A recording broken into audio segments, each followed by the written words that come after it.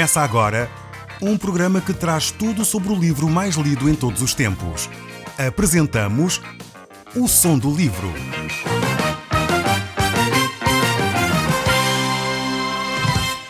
Seja muito bem-vindo. Neste podcast vai encontrar o livro mais conhecido e lido em todo o mundo. Vamos levá-lo numa viagem pela história da humanidade. Este é um audiolivro para si, para a sua família e sociedade em geral. Contextualização e comentários de Paulo Chaveiro. Estamos a ouvir o som do livro do Evangelho de São Lucas. Nós estamos no capítulo 18. E certamente você que nos tem acompanhado tem visto a importância de vários textos bíblicos que nós temos vindo aqui a tratar neste programa.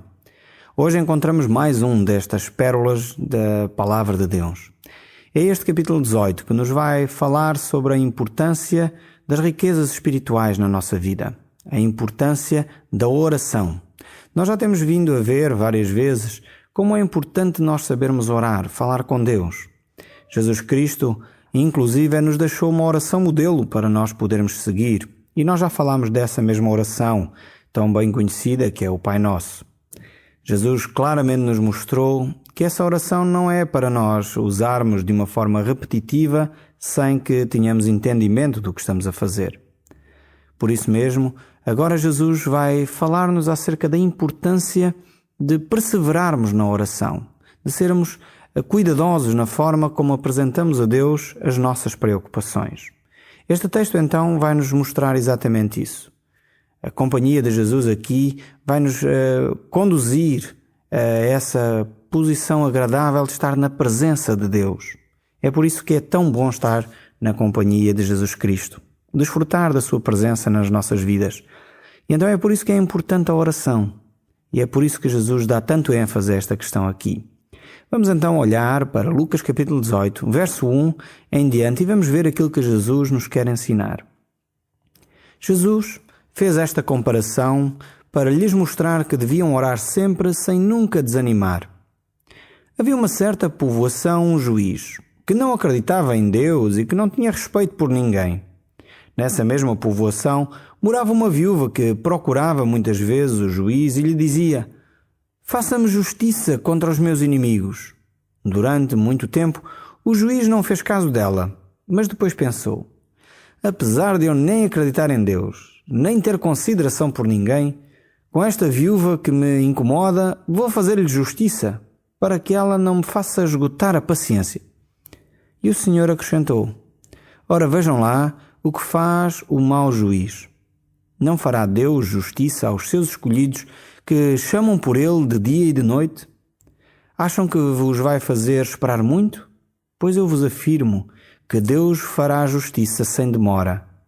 Mas quando o Filho do Homem vier, achará ele ainda fé sobre a terra? Este texto aqui tem vários aspectos extremamente importantes. Jesus, nesta parábola, ensina aos seus discípulos que em todo o tempo nós devemos perseverar na oração. Não devemos ignorar a necessidade de estar na companhia de Deus. Temos de ter este tempo com Deus e, de alguma forma, Deus no seu próprio tempo responderá às nossas orações. Quer dizer que mesmo quando estamos nesse período de espera, devemos continuar a orar? Eu creio que sim. No fundo, eu creio que a oração é muito semelhante à nossa relação com os nossos filhos. Aliás, eu tenho aprendido mais sobre a oração através da educação com os meus filhos do que de outra forma qualquer. É muito interessante ver como as crianças agem para connosco, com os pais. E aqui eu aprendi muita coisa sobre a oração. Por exemplo, será que eu, como pai, vou dar coisas que vão fazer mal aos meus filhos, mesmo que eles peçam insistentemente? É óbvio que não.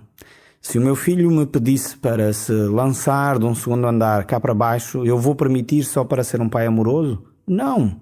Assim como se ele me pedisse para pôr os dedos na ficha ou uma outra coisa qualquer que colocaria a sua vida em risco, eu não iria permitir.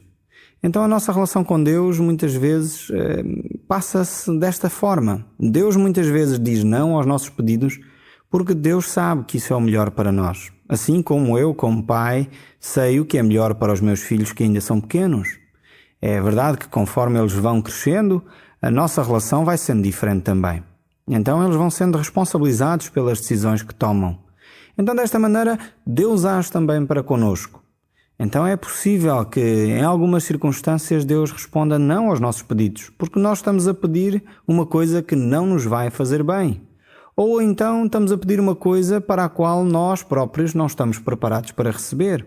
De novo, dando algum exemplo bem prático do dia a dia, se o meu filho, que ainda é pequeno, quisesse ter um carro, e ele ainda é pequeno, ainda não pode conduzir um carro, será que eu, para ser um bom pai, iria lhe dar um carro? Mais uma vez, é óbvio que não. Então, ele não está pronto para receber um carro, e eu não posso dar-lhe um carro. Então, da mesma forma, muitas vezes nós pedimos a Deus determinadas coisas, e Deus sabe se nós estamos ou não prontos para receber esses pedidos que estamos a fazer. E quando Deus não nos dá, eu creio que nós devemos depositar a nossa confiança na relação que temos com Deus. Assim como os meus filhos, quando recebem um não, eles não vão pôr em causa o amor que eu tenho para com eles. Eles não vão dizer, olha, o meu pai já não gosta de mim. Não, porque eles sabem que eu os amo. E quando eu digo não, é para o benefício deles. Então, eu creio que nós temos que aprender muito com as nossas crianças e perceber que a nossa relação com Deus não é diferente. Se Deus responde não a um pedido nosso, é porque Deus nos ama e Deus sabe o que é melhor para nós. Então há algumas razões que são importantes nós percebermos, porque Deus pode responder não ao nosso pedido. Então, uma delas foi o que eu já disse, é não estarmos preparados para receber o que estamos a pedir. Há pessoas às vezes que pedem a Deus que gostariam de ver um avivamento no nosso país, gostariam de ver o seu esposo transformado, ou a sua esposa transformada, ou o seu filho com uma atitude diferente. Mas ele próprio não está disposto a mudar. E às vezes a pessoa não está disposta a receber o pedido, no fundo a resposta ao pedido que ele fez. Então essa é uma das razões porque às vezes Deus diz, não, eu não te vou dar ainda porque tu não estás pronto para receber. Uma outra razão pela qual às vezes nós recebemos um não da parte de Deus, ou melhor, Deus nem ouve a nossa oração, é porque há pecado na nossa vida. E a palavra de Deus nos diz que esse pecado faz como uma barreira de isolamento da nossa oração. Ou seja, ele fica entre nós e Deus e a nossa conversa é como se estivéssemos fechados, como aqui num estúdio, onde eu posso falar à vontade, mas lá fora ninguém ouve. E no fundo as paredes, o isolamento serve como barreira para que a minha voz não saia daqui. No fundo o pecado funciona também assim. Fecha a relação que nós temos com Deus. Isola-nos da relação que nós temos com Deus. E dessa forma Deus não ouve sequer a nossa oração. Então o pecado nos afasta de Deus, faz essa barreira e por isso muitas vezes não recebemos o que estamos a pedir. Pedimos a Deus alguma coisa, mas Deus não nos dá. Tão somente porque Ele nem consegue ouvir a nossa oração por causa do nosso pecado. Então é necessário primeiro confessar o nosso pecado antes de poder fazer uma oração a Deus. Uma outra razão pela qual muitas vezes nós também não obtemos os pedidos que fizemos é por motivos egoístas. Isto nos diz Tiago. Pedimos e não recebemos porque pedimos mal para gastar nos nossos próprios prazeres. Então quando é assim uma oração meramente egoísta, então provavelmente nós também não vamos receber aquilo que estamos a pedir. Temos que vigiar, policiar o nosso coração para avaliar bem as motivações pelas quais nós nos relacionamos com Deus. É sem dúvida um prazer estar na presença de Deus.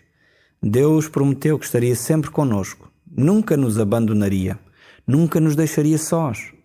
E o veículo pelo qual nós nos relacionamos com Deus é através da oração e da sua palavra.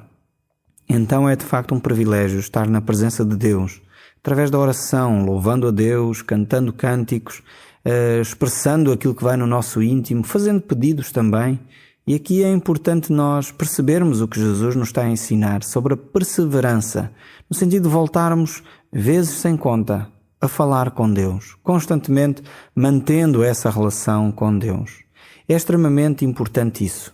Depois, neste capítulo que nós acabamos de ler aqui, este texto que lemos, Jesus termina dizendo, será que no final haverá fé na terra?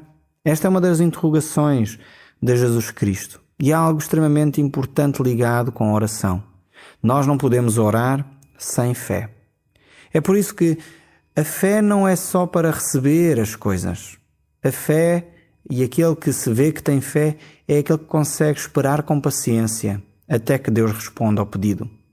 Se nós olharmos para a vida de Abraão, a vida de Moisés, a vida dos grandes homens de Deus, nós vamos reparar que eles foram considerados homens de fé, não porque os milagres simplesmente aconteceram de imediato, mas porque eles souberam esperar com paciência a resposta de Deus. Talvez você não saiba, ou talvez não ouviu quando nós falámos do livro do Gênesis, mas Abraão esperou cerca de 25 anos, desde o momento que Deus lhe prometeu um filho, até que ele recebeu esse filho como a promessa de Deus. Ele manteve-se firme na fé, sabendo que Deus havia prometido, Deus iria conceder. Tem você fé suficiente para esperar o tempo de Deus? Tem você fé suficiente para aguardar a resposta à sua oração, ao seu pedido? Por isso Jesus termina esta secção sobre a oração e o perseverar na oração dizendo: será que quando o Filho do Homem vier achará fé na terra? Nós precisamos de abandonar um pouco esta mentalidade que nós temos. Esta geração é a geração do micro-ondas, é a geração do telemóvel, é a geração do aqui e agora. Tem que ser de imediato, temos que ter já. E isso não funciona bem nas relações. Não sei se já reparou, talvez com a sua esposa ou com o seu marido, quando nós queremos tudo de imediato e a outra pessoa não está pronta para nos dar, isso vai estragando a relação. Da mesma forma com Deus, quando nós queremos obrigar Deus a nos servir e esquecemos que Ele é Deus e quem é os servos somos nós, então vamos rebentando com a nossa relação com Deus. Precisamos de aprender a nos relacionar com Deus e a fé é um elemento fundamental. Jesus nos quer ensinar a paciência através da oração, nos quer ensinar a perseverança e nos quer ensinar a exercitar a nossa fé, a caminhar com Deus numa relação de confiança e de amor, e não numa confiança baseada naquilo que meramente eu já recebi.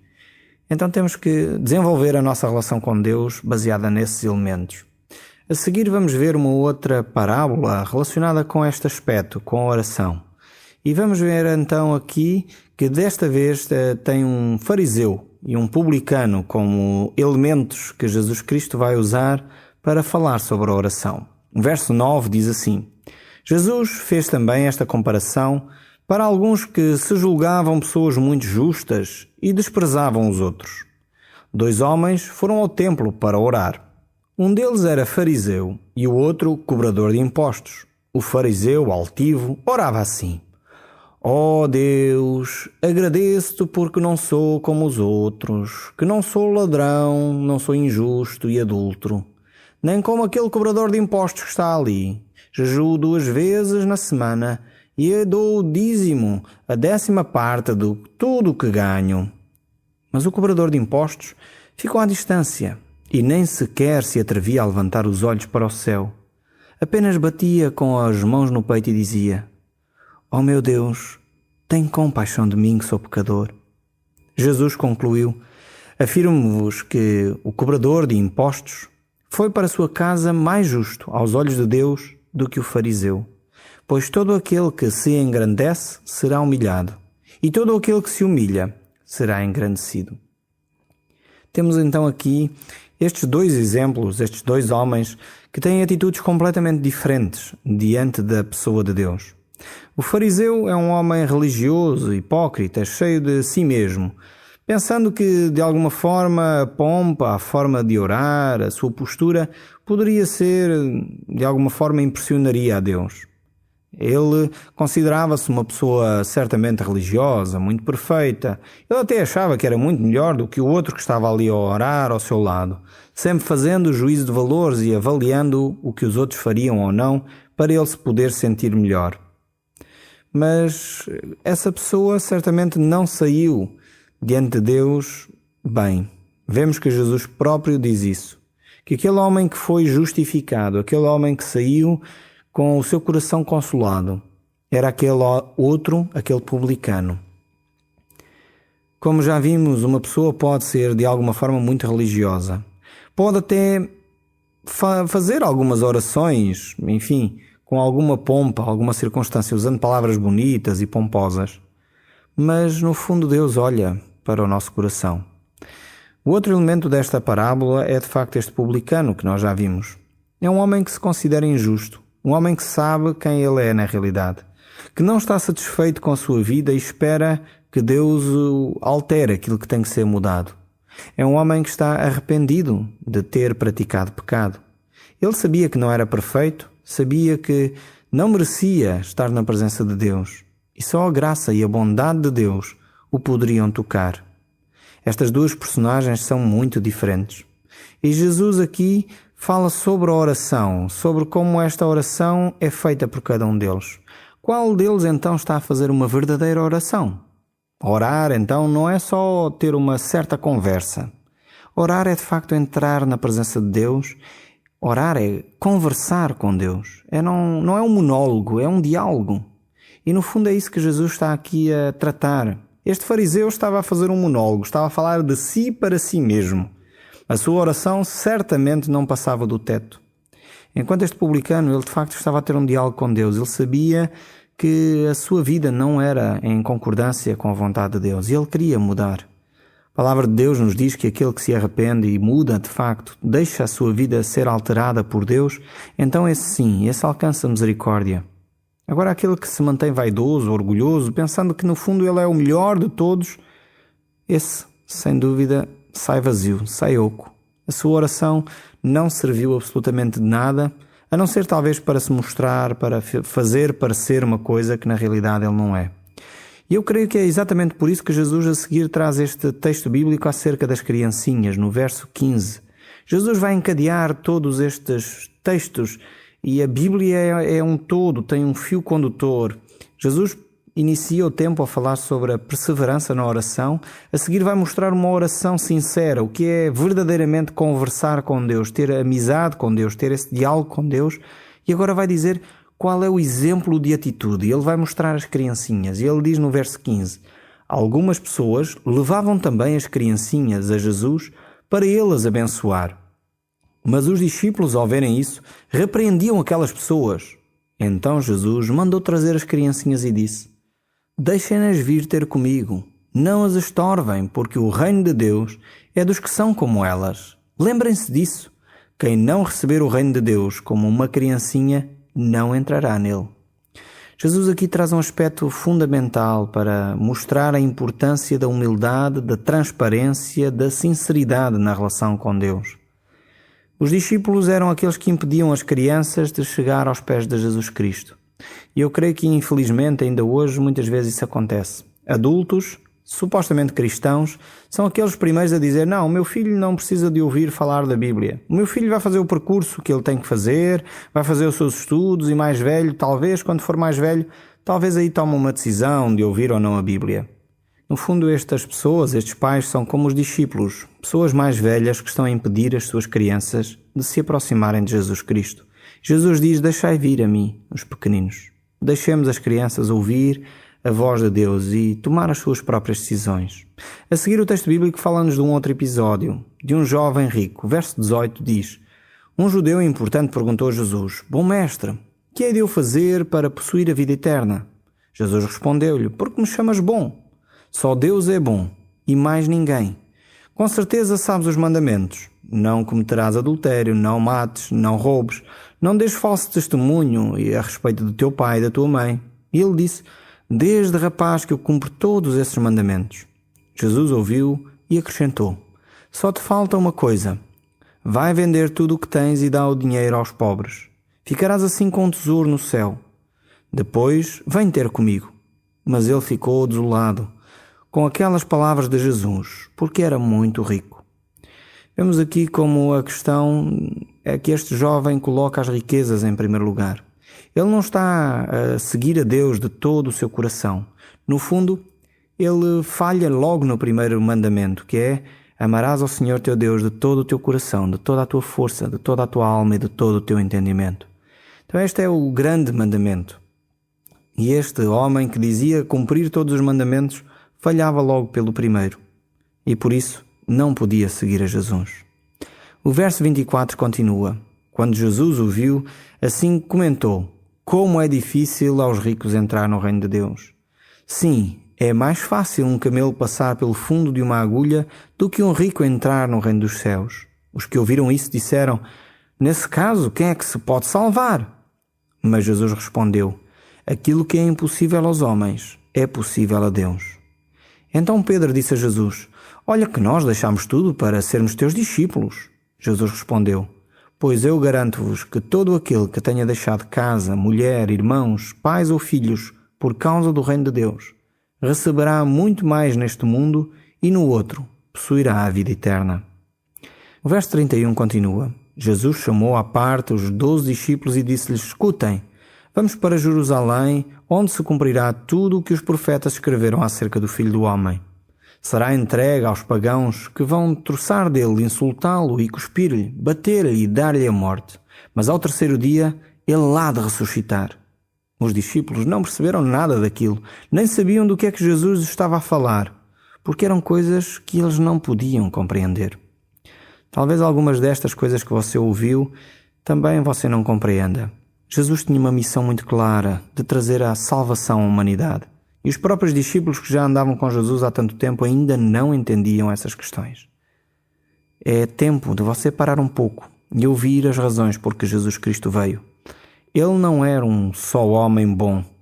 Ele era o próprio Deus feito homem, que veio para lhe trazer vida e vida em abundância. Assim como ele fez a este cego que estava à beira do caminho. Diz assim o texto bíblico: Jesus estava quase a chegar à cidade de Jericó e à beira do caminho encontrava-se um cego a pedir esmola. Ao perceber que passava muita gente, o cego perguntou o que era aquilo. Disseram que era Jesus, o Nazareno, que ia passar. Então ele gritou dali: Jesus, filho de Davi, tem pena de mim! Os que iam à frente mandavam-no calar, mas ele gritava cada vez mais alto: Filho de Davi, tem pena de mim! Jesus parou e mandou-o chamar. Quando ele chegou, perguntou-lhe: Que queres que eu te faça?